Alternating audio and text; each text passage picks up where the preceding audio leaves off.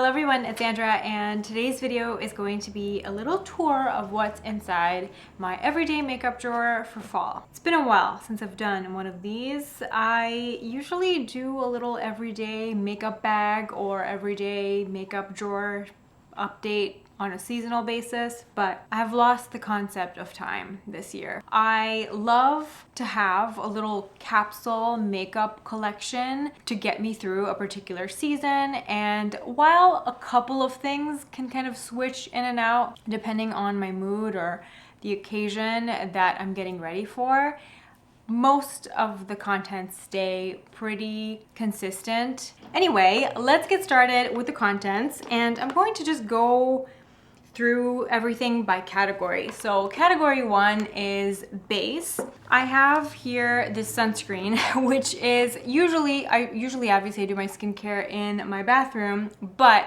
when it comes to sunscreen, I find it to be a really tricky step to balance out with makeup. So I kind of have two sunscreens going right now. I have one sunscreen that I wear that's housed in the bathroom with the rest of my skincare routine, and that's the sunscreen that I use. It's a mineral sunscreen, and that's what I use if I'm not wearing makeup on that day. But if I want to wear a lot of makeup and I want my makeup to look really good, I like to use a chemical sunscreen underneath my makeup, and this has been a recent discovery and recent love. It's the Paula's Choice Youth Extending, it's a long name, Youth Extending Daily Hydrating Fluid Broad Spectrum SPF 50. So I use 3 fingers worth of this product. I just kind of draw it out on my fingers, and that's enough to give me the adequate protection on my face, a little bit down my neck, and just to show you the consistency of it. It's so beautiful and silky and moisturizing. I have combination oily skin, and I do find this to be moisturizing enough for me on most days. If I wake up and my skin's feeling a bit drier than normal, then I will do a separate moisturizer underneath, but for the most part, this is just a really beautiful moisturizing sunscreen that doesn't make me greasy throughout the day. It doesn't make me look too dry. It's just perfect. There's no fragrance in it. Just smells like sunscreen. I really love this. I've had 0 adverse reactions. I haven't broken out from it or anything, so really enjoy this. This is what I've been using underneath my makeup. If I have dry patches, I like to have a moisturizing little makeup primer on hand, and this is my go-to. It's the Giorgio Armani Luminous Silk Primer. I don't apply this all over my face. I just kind of focus it on the areas where I have dry patches. Sometimes I have dry patches around my mouth from retin-A. Sometimes I have little dry patches from blemishes that kind of, sometimes they can leave that little scab. Really, really nice. It just kind of smooths over the dry patches and makes sure that they don't look really bad when you put foundation on top. And then for foundation, I pared it down and just have one foundation that I'm kind of going to on a regular basis. Usually I have like 3 going at the same time, but right now, if I'm going to wear foundation, it's going to be this one because it just holds up to taking a mask on and off really well. Lancome Tanti Doll. I use shade 230 Buff W. It just has really great staying power on my face, and I love the fact that I can really customize the type of coverage that I get with this. If I use 1 pump, gives me a sheer coverage, 2 pumps, medium coverage, 3 pumps, nice medium to full coverage. So today I did 3 pumps. I did my makeup at the beginning of the day, and it's now 4:46. It's almost 5, so it just looks really, really good. Obviously, if I'm feeling like I want something different, I will just pop on over to the rest of my foundation stash, and I will pick up something that's more dewy or more light coverage. But this is about my daily staples, and this is my current daily staple foundation. For powders, I have my little powder section here, and these are the same drawer organizers that I've used for years. I get them from Muji. And for powder, again, depending on the look that I'm going for, I like to have options, but a perennial favorite is the under eye setting powder from Pat McGrath. This is a holy grail beauty product for me. I absolutely love this. I use this every single day if I'm wearing concealer underneath my eyes. It's just perfect. I use the color Light.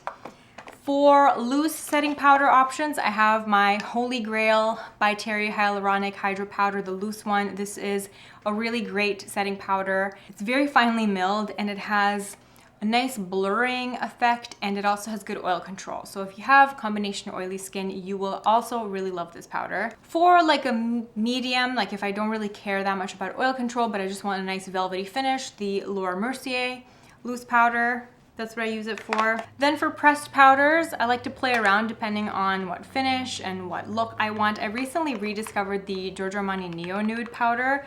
I have had this for a couple years now, and honestly, I totally forgot about it. I was decluttering and organizing some drawers, and I found this, and I was like, oh my God, I have not used this in a while, and I love this. This is a really nice alternative to MAC Mineralized Skin Finish. If you remember that product, this is very similar to that, but it's a little bit better. It's a bit more refined. It's just a great powder to use all on its own if you don't want to do a full makeup look. You just want to even out your skin tone just a little bit. I like to apply this with a kabuki brush. I use shade 5.5, which matches me if I have a little bit of a tan. Probably in the dead of winter, shade 4.5 would be a better match for me, but this is a beautiful powder.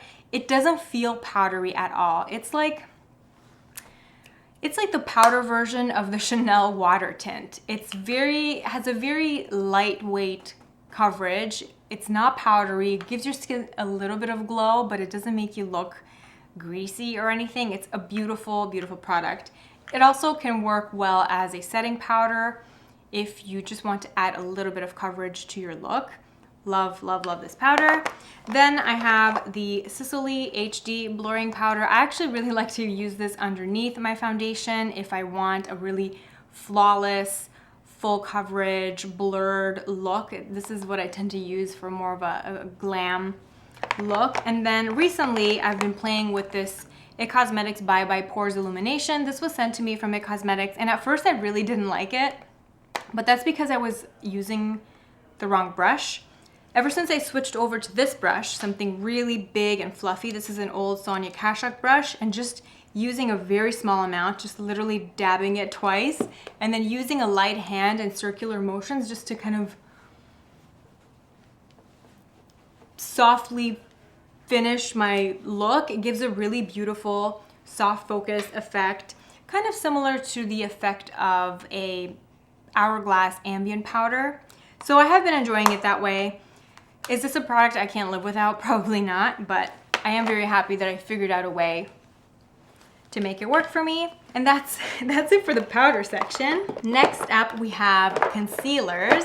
If I'm ever working on trying to use up a product, if I'm doing Project Pan, or if I have something that's going to expire soon and I want to make sure that I use it before it goes bad, it will go into my everyday makeup drawer, so that when I sit down to get ready in the morning, I open the drawer, I'm reminded that, hey, this needs to be used up. And that's how I end up going through my products. For concealer, I have two concealers that I cannot live without. Sounds very dramatic, but if you watched my top 5 favorite concealer video, you will know about these. This is the Laura Mercier Secret Camouflage. This is my favorite concealer for active breakouts. Then the NARS Soft Matte Complete Concealer, which is my favorite concealer for hyperpigmentation. Then the Sicily No. 2 Phytocern Eclat. This is my go-to under eye corrector. I use this underneath my concealer. And I do have a little cup with the rest of my under eye concealers, and sometimes I dip in there depending on what look I want for the day, but I do want to focus on using up these, the Maybelline Superstay Full Coverage Under Eye Concealer, just because these are the oldest under eye concealers in my stash, and I can feel that they're gonna go bad if I don't use them up. So I'm trying to go through with them right now, but I really, really like this concealer. I think this is such a great alternative to something like the Too Faced Born This Way, the fuller coverage concealer. It's a beautiful concealer for the under eyes from the drugstore. I use shade 18 and 15. I kind of mix them together depending on how much brightness. 18 kind of matches my skin tone, 15 is a little bit brighter, but it's a doe foot applicator. I really like the packaging. It's a squeezy tube, so you can really kind of get in there and scoop out every last bit of product. I'm wearing it under my eyes today, Like I said, I've had this on all day long, and with the Pat McGrath powder on top, it's been a really nice combination. L'Oreal do a really good one too. Can't remember it offhand, but it came in like a twist tube and it had a sponge applicator. That one was really good, but I just used it up way too quickly. This has been a better value because it's lasted longer. You got more product. So that's it for the concealer section. Next we have cheek products. A lot of these are Project Pan. So these are going to be what I want to use most of the time. I have my bronzer, the Clarins and the Lilah B, my blushes. Here's a little update in case you wanted to know how it's going. This is the Bobbi Brown Powder Pink, an amazing cream blush, Tarte Exposed. Then if I want a bit more depth and definition to my cheeks, I have the Tom Ford Shade and Illuminate, and usually I just kind of do a pump of the Clarins SOS Bronzer in here and just mix them together. And I actually really like the highlighter section of this Tom Ford Shade and Illuminate. I know a lot of people don't like the highlighter part, but the highlighter is starting to grow on me. I just like to use it underneath my foundation as opposed to the top, since it kind of can be a little bit tacky. And if I'm applying it on a powdered face, it can disrupt my makeup. But if I use it underneath and just do a really light layer of foundation, it can give a really pretty glow from within look. Then we have some other cheek products that I just throw in there for some fun if I just want something different. So I have an old discontinued Clarins blush. This is called Rosewood. It's really pretty. Then we have the Lilah B cheek tint. It's called Be Lovely. This is a really beautiful color for fall if I want something a bit more dramatic.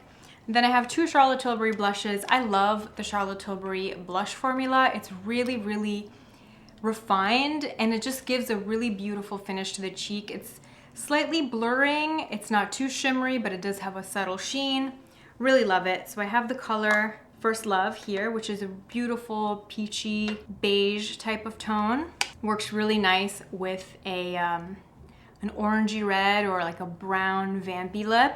Then if I just want like a pinch of more color of my cheeks, I will do the shade Ecstasy, which is really pretty, like a peachy pink type of color.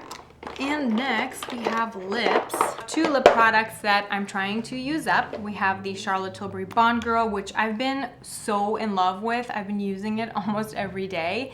And the key for me is not to just swipe it on. I love just dabbing it on. I love the look of it dabbed on. I feel like it's more flattering and it's not quite as dramatic of a lip. So I just dab it on. Then I do a little bit of lip liner, a little bit of gloss. Today I'm wearing the Charlotte Tilbury Bond Girl with MAC Strip Down Lip Liner and Maybelline Lifter Gloss in Topaz on top. It's been my go-to lip combination, and I have a feeling you'll be seeing this in my October favorites. If I do want to kind of switch it up a bit, I do have this old YSL discontinued liquid lip color balm in the shade number 5 that's on its last legs. I feel like if I really commit to using this every day for like a week or so, I'll finally use it up. I've been trying to use it up all year, and that's what I mean. If you just see something, if you're trying to use up a product, and if you put it where you're getting ready in the morning and you see it every day, you're more likely to reach for it. You know, sometimes I mix it in with the Charlotte Tilbury Bond Girl, and I just can customize my lip, and it's a fun journey. If I don't feel like doing any of those lip colors, I do have some other options in my drawer. The Lisa Eldridge Velvet lipsticks, I love them. I'm so happy that she did new shades. I ordered 2 of them. They have not shown up yet, obviously, but I ordered Velvet Dragon, and I actually ordered Velvet Morning, which I never had from the original red selection. But these 2 are shades that I bought last year. They're really great lipsticks to actually wear under a mask. If you just dab it on, or if you dab it onto your fingers first and then really work it into the lips with your fingers to create a stain, it can be a really great long wearing comfortable lip option. But these are the shades that I've been absolutely loving. I have Velvet Fawn, which is a beautiful brown beige.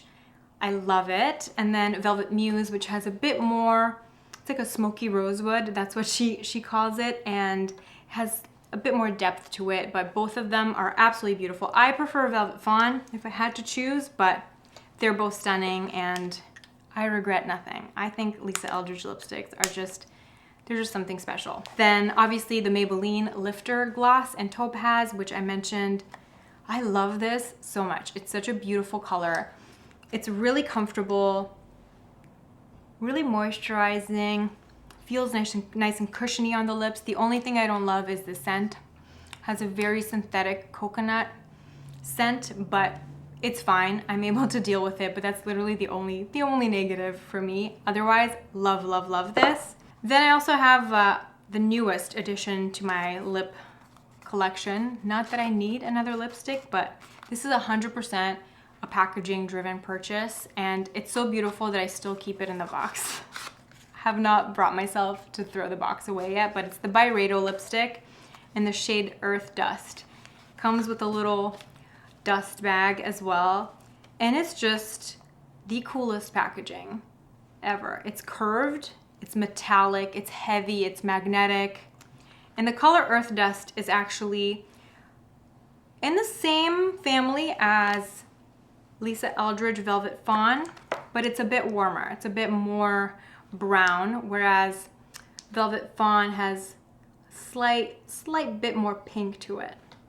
But they're both really beautiful, and I regret nothing. This just makes me so happy. It's such a stunning product, and I wanted to get it. I told myself I'm only getting one, and I wanted to get a color that I could kind of wear year round and I can just throw in my bag and really enjoy the luxurious experience of holding the bullet and applying it throughout the day. So love, love, love this. And then the last lip product is the IPKN Twinkle Lips. This is a lip product that I've been talking about for years, and it's a great lower priced alternative to the Dore lip glow. So if you love the Dore lip glow, especially the original pink one, get the IPKN Twinkle Lips in shade Glow Pink. It's essentially a dupe for it at a fraction of the price.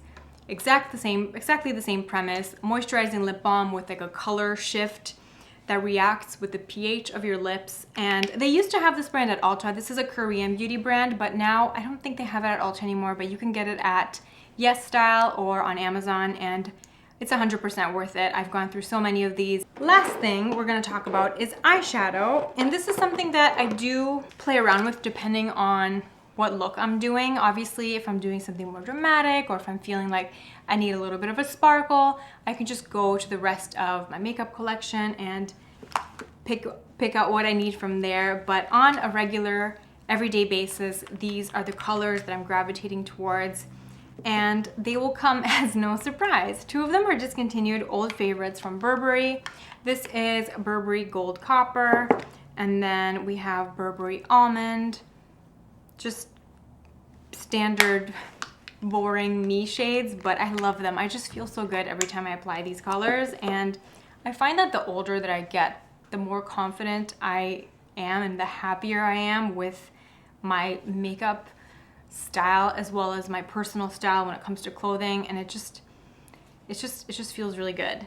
For eyes, I also have this little palette from Surratt, but I just kind of put in three of the colors are Surratt eyeshadows, but this one is just a little MAC texture eyeshadow, and this is actually what I'm wearing today. I'm wearing all the colors except for the shimmery one, so it's easy, and I just feel so happy, and I feel really good about myself when I put these colors on. I feel comfortable, I feel chic but put together, and it just feels like me. So that's it. Those are the contents of my everyday makeup drawer for this fall. Please let me know what colors you're gravitating towards this time of year.